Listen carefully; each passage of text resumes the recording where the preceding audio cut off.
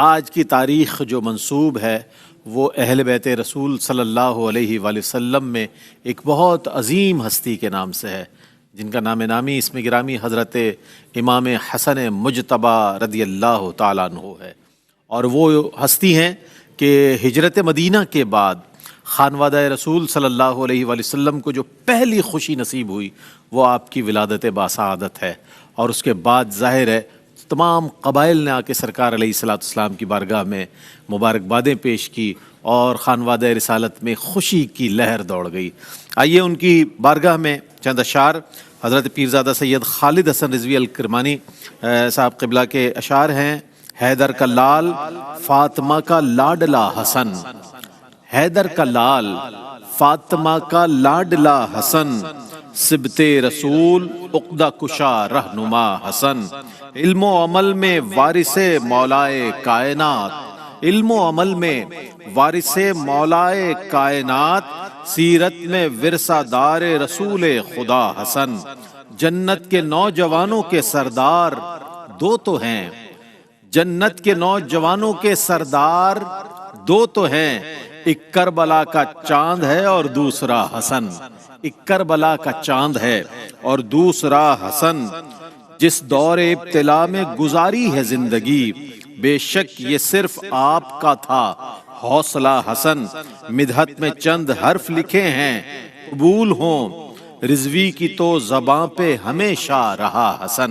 ناظرین محترم، امام حسن رضی اللہ تعالیٰ عنہ کے حوالے سے آج آپ کے فضائل و مناقب، آپ کی سیرت مبارکہ اور آپ کے فضائل و کمالات اور آپ کے زہد و تقویٰ اور تمام زندگی کے پہلوؤں کو اس لیے شامل کیا جا رہا ہے کہ ہمیں بھی اس ذکر کی برکت سے اللہ تعالیٰ نعمتیں اور رحمت نازل فرمائے۔ ہمارے ساتھ موجود ہیں ممتاز و معروف عالم دین، ایک ایسے عالم دین ماشاءاللہ جو رحمت سحر کا ایک ایسا حصہ ہے کہ پوری دنیا میں رحمت سحر دیکھا جاتا ہے تو قبلہ مفتی محمد اکمل مدنی صاحب کا چہرہ اور آپ کی گفتگو کے ذریعے پہچانا جاتا ہے۔ تشریف فرمائے استاذ العلماء حضرت علامہ مفتی محمد اکمل مدنی صاحب، السلام علیکم ورحمۃ اللہ وبرکاتہ۔ وعلیکم السلام ورحمۃ اللہ۔ آپ کا مسکراتا ہوا چہرہ میں تازگی دے دیتا ہے ایک اور انرجی دے دیتا ہے کہ ماشاءاللہ نگاہوں کا فرق محبت کی بات۔ اور آپ کے ساتھ تشریف رکھتے ہیں ممتاز و معروف عالم دین، اس سے قبل بھی ہمارے اس رحمت سحر میں تشریف لائے، بہت عمدہ علمی گفتگو فرمائی۔ ایک بار پھر آج یہاں تشریف فرمائے ہیں حضرت علامہ مفتی ابو محمد صاحب، تشریف فرمائے، السلام علیکم وعلیکم السلام ورحمۃ اللہ وبرکاتہ۔ مقدم ہے آپ کا جناب، باری دیگر خوشی ہو رہی ہے مجھے آپ تشریف فرمائے ہیں۔ شکراً جزیلا، جزاک اللہ خیرہ۔ اور آپ کے ساتھ تشریف فرمائے ممتاز religious scholar doctor Atif Aslam Rao صاحب، السلام علیکم ورحمۃ اللہ وبرکاتہ۔ وعلیکم السلام ورحمۃ اللہ۔ میرے بائیں جانب ثقلین رشید اور محمد علی سہروردی اور علی شبیر موجود ہیں، السلام علیکم ورحمۃ اللہ وبرکاتہ۔ اس سے قبل کہ ہم امام حسن رضی اللہ تعالیٰ عنہ کے حوالے سے بات کریں، ہم یہ چاہتے ہیں کہ قرآن کریم میں جو اہل بیت رسول صلی اللہ علیہ وآلہ وسلم کی شان و عظمت بیان ہوئی ہے، قبلہ مفتی صاحب اس پر کچھ روشنی ڈالیں تو پھر ہم آگے بڑھتے ہیں۔ اعوذ باللہ من الشیطان الرجیم، بسم اللہ الرحمن الرحیم۔ یہ آیت تطہیر بڑی معروف ہے۔ سورۃ الاحزاب میں اللہ تعالیٰ نے فرمایا کہ انما یرید اللہ لیذہب عنکم الرجس اہل البیت ویطہرکم تطہیرا۔ سبحان اللہ۔ محض اللہ تو یہ ارادہ رکھتا ہے کہ اہل بیت تم سے ہر قسم کی گندگی کو دور کر دے اور تمہیں خوب صاف ستھرا کر دے۔ اب پہلے بھی اس پہ ہماری گفتگو ہوئی تھی کہ جب کسی کو گندگی سے دور کر دیا جاتا ہے تو تطہیر تو لازم ہے، لیکن اس کے باوجود رب کریم نے اس کا اعادہ فرمایا، اس کی تکرار فرمائی، اور وَيُطَهِّرَكُمْ تَطْهِيرًا فرمایا۔ جو اہل علم ہے وہ جانتے ہیں کہ فعل کے بعد جب اسی کا مصدر آتا ہے تو اسے مفعول مطلق کہا جاتا ہے، اور اس کے 3 وجوہات ہوتی ہیں، جس میں سب سے پہلی تاکید ہوتی ہے کہ پہلے والے مضمون کو مزید مؤکد کرنا۔ تو آپ دیکھیں 3 طریقے سے یہاں پہ تطہیر کی طرف اشارہ ہے، پہلے رجس کو دور کرنے کے سلسلے میں، پھر وہ طاہرکم سے ہے، اور پھر تطہیرا مصدر لا کر اور زیادہ پاکیزگی۔ اس کا مطلب ہے کہ ویسے تو قرآن پاک آپ سب جانتے ہیں کہ یہ قطعی ثبوت ہے، بعض وقت قطعی الدلالہ بھی ہوتا ہے، ظنی الدلالہ بھی ہوتا ہے جیسے آیات معولہ، لیکن قطعی ثبوت ہونے میں تو کوئی شبہ نہیں ہے۔ جب قطعی ثبوت ہونے میں یعنی اللہ تبارک و تعالیٰ سے اس کے ثابت ہونے میں کوئی شبہ نہیں ہے تو کنفرم ہے کہ یہ تو اللہ کا کلام، اس میں شبہ ہو ہی نہیں سکتا۔ اس کے باوجود اللہ تبارک و تعالیٰ کا تحری تاکید لانا ثابت کرتا ہے۔ اللہ اکبر۔ ایسا کلام جو پہلے شک و شبہ سے خالی ہے، اس میں اور شک نہ کرو، اور شک نہ کرو، اور شک نہ کرو کہ جتنے اہل بیت ہیں اللہ نے انہیں پاک و صاف کر دیا ہے۔ سبحان اللہ سبحان۔ اور ہمارا اس پہ کلام ہو چکا ہے کہ اہل بیت کے اول مصداق ازواج مطہرات ہیں، کیونکہ جو سیکوینس میں آیات چلتی آ رہی ہیں وہ اہل بیت اطہار کے جو ازواج مطہرات ہیں ان کے سلسلے میں۔ بے شک۔ اور حضرت اکرمہ رضی اللہ تعالیٰ عنہ سے مروی ہے، حضرت ابن عباس رضی اللہ تعالیٰ عنہ فرماتے ہیں، اور حسن ہے، اس کی سند حسن ہے، وہ فرماتے ہیں یہ آیت خاص طور پر اہل بیت اطہار کے لیے امہات المومنین کے لیے نازل ہوئی۔ اللہ اکبر۔ پھر لیکن جیسے کہ حدیثوں پہ کلام ہوگا کہ نبی کریم صلی اللہ علیہ وسلم نے بی بی فاطمہ، حضرت علی، حضرت امام حسن، امام حسین کو اپنی چادر میں لیا، ام سلمہ رضی اللہ تعالی عنہ کے گھر میں تھے، اور اللہ کی بارگاہ میں عرض کی یا ربی ہاؤلائی اہل بیتی، یہ میرے اہل بیت ہیں، اذہب عنہم الرجسا، ان سے گندگی کو، ہر قسم کی گندگی کو دور کر دے، وطہرہم تطہیرا، اور انہیں خوب پاکیزہ کر دے۔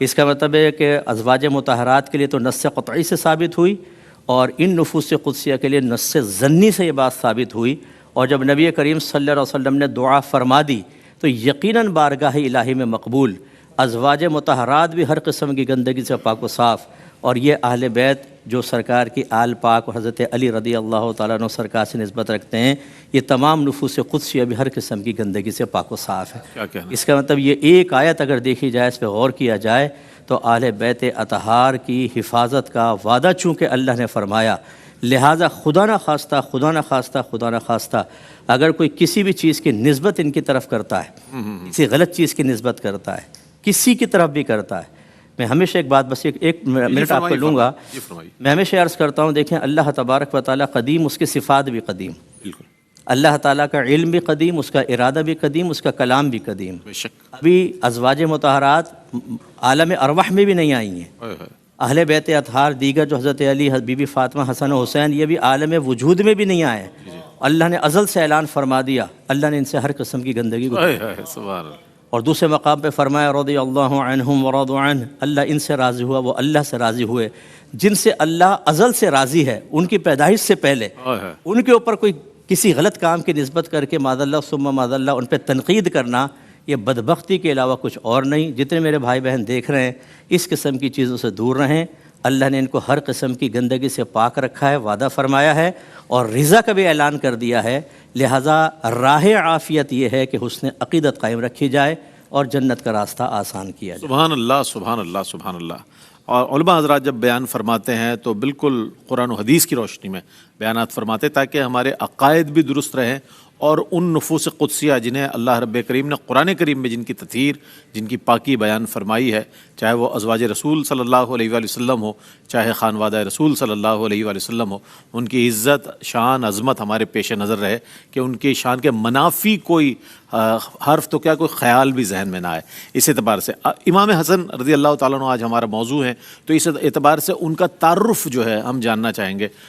قبلہ مفتی ابو محمد صاحب سے میں چاہوں گا کچھ تعارف کے حوالے سے آپ کے پیش کیجیے۔ الحمدللہ رب المشرقین و رب المغربین والصلاة والسلام علی جد الحسن والحسین، اما بعد۔ بہت شکریہ آپ کا۔ میں تعارف سے پہلے حضرت قبلہ استاد العلماء مفتی محمد اکمل مدنی صاحب دامت برکاتہم القدسیہ کی موجودگی سے ایک فائدہ اٹھانا چاہوں گا۔ جی فرمائیے فرمائیے۔ اور میں یہ بات، چونکہ ابھی ہماری گفتگو ہونی ہے تو گفتگو سے پہلے میں یہ بات عرض کرتا چلا جاؤں کہ حضرات حسنین کریمین یہ کسی عام ہستی کے نواسے نہیں، یہ امام الانبیاء کے نواسے ہیں۔ اور اگر یہ بات میں کروں تو میرے حال میں بڑی حد تک حضرت اقدس مفتی صاحب اس بات کا اتفاق کریں گے کہ ہمارے ہاں حضرات حسنین کریمین کی زندگیاں بیان نہیں ہوتی، عمومی طور پہ یا تو ان کا بچپن بیان ہوتا ہے یا ان کی شہادت بیان ہوتی ہے۔ دیکھیے جب ہم ان کی زندگی پہ بات نہیں کریں گے تو زندگی سامنے کیسے آئے گی، شہادت کے بھی نہیں پتہ چلے گا۔ تو بنیادی طور پر میں ایک اسلوب قائم کرنا چاہتا ہوں، حضرت حسین یہ ہوں یا حضرت حسن رضی اللہ تعالیٰ عنہ رضوان اللہ علیہم اجمعین، ان کی زندگیوں کے مختلف پیرائے ہیں، مختلف زمانے ہیں۔ اگر آپ حضرت حسن مجتبیٰ رضی اللہ تعالیٰ عنہ کو سننا چاہتے ہیں، بیان کرنا چاہتے ہیں، تو ان کی زندگی کا ایک حصہ وہ ہے جو زمانہ رسالت مآب صلی اللہ علیہ وآلہ وسلم کا ہے، زندگی کا ایک ایک حصہ وہ ہے جو زمانہ حضرت ابو بکر صدیق رضی اللہ تعالیٰ عنہ کا ہے، زندگی کا ایک حصہ وہ ہے جو زمانہ سیدنا فاروق اعظم رضی اللہ تعالیٰ عنہ میں ہے، بے شک۔ زندگی کا ایک حصہ وہ ہے جو حضرت زمانہ سیدنا عثمان غنی رضی اللہ تعالیٰ عنہ میں ہے، ایک حصہ ان کی زندگی کا وہ ہے جو زمانہ حضرت علی المرتضیٰ رضی اللہ تعالیٰ عنہ کا ہے، پھر ان کا اپنا زمانہ خلافت ہے، پھر اس کے بعد کا زمانہ ان کا ہے، پھر ان کی شہادت تک. یہ ایک بہت لمبی زندگی ہے. یا تو ہم بچپن بیان کرتے ہیں یا شہادت بیان کرتے ہیں. یہ جو درمیان کا 55 ہم کھا جاتے ہیں، اس سے زیادتی یہ ہوتی ہے کہ جناب ان کی زندگی سامنے آ ہی نہیں پاتی. ان کے 25 پیدل حج ہیں، ان کی سماجی خدمات ہیں، ان کی عبادت ہے، ان کی ریاضت ہے، ان کا علمی مقام ہے، اور ان کی سماجی خدمات کے ساتھ ساتھ ان کا میدان جہاد میں میدان کارزار میں ان کے کارنامے ہیں. پھر صحابہ کرام سے ان کی رشتہ داریاں ہیں، ان کے تعلقات ہیں، ان کی محبتیں ہیں. حضرات خلفاء نے ان کو کن محبتوں سے نوازا، کس پیار سے نوازا. ان رشتوں کو جب تک ہم بیان نہیں کریں گے، میں یہ سمجھتا ہوں کہ یہ بے وفائی صرف حضرات حسنین کریمین کے ساتھ نہیں، یہ براہ راست رسالت مآب صلی اللہ علیہ وآلہ وسلم کے ساتھ ہے. آپ یہ دیکھیں کہ حضرت حسن رضی اللہ تعالیٰ عنہ وہ خوشی ہیں جو خوشی رسول اللہ کے گھر میں آئی ہے. آپ پیدا ہوئے ہیں تو آپ کی آنکھوں میں سرما ڈالنے کے لیے حضور نے بھیجا. آپ پیدا ہوئے ہیں تو نام آقا دو جہاں نے رکھا. آپ پیدا ہوئے ہیں تو گھٹی حضور نے دی ہے. وہ حضرت سیدنا عبادہ بن ثابت رضی اللہ تعالیٰ نے بڑی پیاری بات فرمائی. فرمایا صحابہ دین سیکھتے ہیں حضور کے سامنے بیٹھ کر، حسن و حسین نے دین سیکھا ہے نانا کے کندھوں اور گود میں بیٹھ کر. اگر اسی بات کو تھوڑا سا ہم آگے لے جائیں زمانہ سیدنا صدیق اکبر میں، دیکھیے مجھے 2 روایتیں ملی ہیں. حضرت مفتی اکمل صاحب اگر اس میں کوئی تصدیق فرما دیں تو میرے مطالعے میں کم از کم میں نے حضرات حسنین کریمین کی زندگی پر مجھے موقع ملا. جب میں نے ان کی زندگی کو پڑھنا شروع کیا تو صرف 39 جمعے میں نے ان کی زندگی پر پڑھا ہے. زندگی کیا ہوتی ہے. آپ حضرت ابو بکر صدیق رضی اللہ تعالیٰ عنہ کے زمانے میں ان کو دیکھیں کہ سب سے پہلی روایت جو خوشبو کی ہے کہ ان سے خوشبو آتی ہے، اس کا پہلا راوی تاجدار صداقت ہے. دوسرا راوی جناب سیدنا صدیق اکبر ہیں. حضور سے سیدنا صدیق اکبر نے پوچھا یا رسول اللہ بیٹوں کو چوما تو جاتا ہے مگر آپ سونگتے بھی ہیں، اس کی کیا وجہ ہے؟ تو آقا دو جہاں نے مسکرا کے فرمایا ابو بکر میں انہیں چومتا اس لیے ہوں کہ یہ میرے بیٹے ہیں، سونگتا اس لیے ہوں کہ ان سے جنت کی خوشبو. آپ حضرت سیدنا فاروق اعظم رضی اللہ تعالیٰ عنہ کے دروازے پہ جائیں تو حضرت حسین ابن علی کہتے ہیں کہ میں نے ساری زندگی کوشش کی کہ امیر المومنین کو سلام میں پہل کر دوں مگر میں نہیں کر سکا. ایک دیوار کی اوٹ میں حضرت حسین چھپ کر کھڑے ہو گئے، سامنے سے لاٹھی ٹیکتے بوڑھے امیر المومنین تشریف لا رہے ہیں. جب قریب آئے تو حضرت حسین نے کرنا تھا سلام میں پہل، مگر امیر المومنین حضرت حسین عمر رضی اللہ تعالیٰ عنہ حضرت حسین کو سلام کرنے میں پہل کرتے ہیں. پوچھا امیر المومنین آپ کو کیسے پتہ چلا کہ میں کھڑا ہوں؟ میں تو دیوار کی اوٹ میں چھپ کر کھڑا تھا. تو آنکھوں میں آنسو آ گئے، بازو سے پکڑا، فرمایا یہ کون آرام فرما رہا ہے؟ میرے نانا ہے. فرمایا یہ جو نانا آپ کے آرام کر رہے ہیں نا، اس روزے میں سوئے ہوئے نانا کی خوشبو بتاتی ہے یہاں نانا کی اولاد کھڑی ہے. کیا بات ہے، خوشبو سے اگر روشنی ہم ڈالیں گے تو یہ خلفائے ثلاثہ کی زندگیوں سے ہم انہیں بیان کریں گے تو ان کی زندگی سامنے آئے گی، سماجی خدمات سامنے آئے گی، قوم کو رہنمائی لینے میں موقع ملے گا، قوم کو پتہ چلے گا کہ نانا کی جو اولاد تھی ان کی زندگیاں کیا تھیں. بہت اچھی بات ہے. حضرات حسنین کریمین اور حضرات شیخین کریمین رضوان اللہ تعالی علیہ مجمعین کی باہمی محبت، پیار، احترام، یہ سب بیان فرما رہے تھے بہت اچھے انداز میں. مفتی صاحب ایک مختصر سا وقفہ لیتے ہیں، وقفے کے بعد لوٹیں گے، ہمارے ساتھ رہیے گا. جی ناظرین آپ کا خیر مقدم ہے. آج امام حسن رضی اللہ تعالیٰ عنہ کے حوالے سے بات ہو رہی ہے اور ان کے فضائل و مناقب، ان کی زندگی کا احوال انشاءاللہ مزید شامل کریں گے. ڈاکٹر عاطف اسلم راؤ صاحب ہمارے ساتھ موجود ہیں. حضرت امام حسن رضی اللہ تعالیٰ عنہ کی سیرت و شخصیت کے حوالے سے میں چاہتا ہوں کچھ روشنی ڈالیے. رب اشرح لی صدری ویسر لی امری واحلل عقدۃ من لسانی یفقہوا قولی. سیدنا امام حسن رضی اللہ تعالیٰ عنہ کی سیرت اور شخصیت کے حوالے سے تو سب سے پہلی چیز تو قرآن مجید فرقان حمید کی وہ آیات ہیں جو اہل بیت کے حق پہ نازل ہوئی ہیں. سیدنا امام حسن رضی اللہ تعالیٰ نے تقریباً 7 سال اور چند ماہ نبی کریم صلی اللہ تعالیٰ علیہ وآلہ وسلم کی خدمت میں گزارے ہیں. اور نبی کریم صلی اللہ تعالیٰ علیہ وآلہ وسلم کی صحبت کی برکت سے اللہ تبارک و تعالیٰ نے ظاہری اور باطنی آپ کو خوب نوازا ہے. جہاں تک آپ کی شخصیت کو دیکھتے ہیں تو شخصیت کے 2 پہلو ہوتے ہیں، ایک ظاہر ایک باطن. ظاہر کے اعتبار سے امام حسن رضی اللہ تعالیٰ عنہ عکس امام الانبیاء ہیں. رسول اللہ صلی اللہ تعالیٰ علیہ وآلہ وسلم کی شخصیت کا عکس آپ میں نظر آتا ہے. بے شک. ایک مرتبہ سیدنا صدیق اکبر رضی اللہ تعالیٰ نے مسجد کے باہر آپ کو دیکھا تو آپ کو اپنے کندھوں پہ سوار کر لیا. کیا بات. یعنی ایک تو محبت کا انداز ہے اور دوسرا حضور علیہ الصلوۃ والسلام کی سنت مبارکہ بھی ہے کندھے پر بٹھانا. جب کندھے پر بٹھایا تو حضرت علی کرم اللہ وجہہ الکریم مسکرائے تو سیدنا صدیق اکبر رضی اللہ تعالیٰ نے فرمایا کہ یہ آپ کی نسبت حضور علیہ الصلوۃ والسلام کے زیادہ مشابہ ہیں. حضرت علی کرم اللہ وجہہ الکریم بھی فرمایا کرتے تھے کہ ویسے تو حضور علیہ الصلوۃ والسلام کی مشابہت کئی لوگوں میں ہے لیکن سر سے لے کر سینے تک حضور علیہ الصلوۃ والسلام کے سب سے زیادہ مشابہ حضرت امام حسن رضی اللہ تعالیٰ عنہ ہیں. حضور علیہ الصلوۃ والسلام کی صحبت کی برکت سے حضرت علی کرم اللہ وجہہ الکریم کی نگاہ کی برکت سے آپ کو جو اوصاف ملے ہیں ان کے بارے میں یہ کہا جا سکتا ہے بلا مبالغہ کہ وصف نبوت کے بعد اگر اخلاقی اوصاف کسی شخص کے اندر وہ جمع ہو جائیں جو قرآن و سیرت کے اندر بیان ہوئے ہیں تو وہ تمام اوصاف آپ کی شخصیت میں ملتے ہیں. یعنی علم کا حصول، سخاوت دیکھ لیجئے، حلم و بردباری دیکھ لیجئے، رسول کریم صلی اللہ تعالیٰ علیہ وآلہ وسلم کی اخلاق کی جو نمایاں خصوصیات ہیں وہ تمام امام حسن رضی اللہ تعالیٰ عنہ کی شخصیت اور سیرت میں ہمیں نظر آتی ہیں. حلم و بردباری کے اعتبار سے کئی واقعات ملتے ہیں. اکثر ایسا دیکھنے میں آیا کہ اگر کوئی شخص آپ کے پاس آیا اور اس نے آپ کے لیے نازیبا الفاظ استعمال کیے، آپ نے کبھی اس پر ریٹیلیٹ نہیں کیا، آپ نے اس سے پوچھا، اس کی ضرورتوں کے بارے میں پوچھا اور جو اس نے کہا آپ نے عطا کیا. سید علی حجویری لکھتے ہیں امام حسن رضی اللہ تعالیٰ عنہ کے حوالے سے ایک شخص آیا اور اس نے پہلے حضرت علی کرم اللہ وجہہ الکریم کی شان میں گستاخی کی، پھر آپ کی شان میں گستاخی کی. پھر جب وہ اپنی بات مکمل کر کے خاموش ہوا تو امام حسن رضی اللہ تعالیٰ نے پوچھا کہ تمہیں کسی چیز کی ضرورت ہے، تم کیا چاہتے ہو؟ تو اس نے کہا کہ مجھے بہت بھوک لگی ہے، کھانا چاہیے.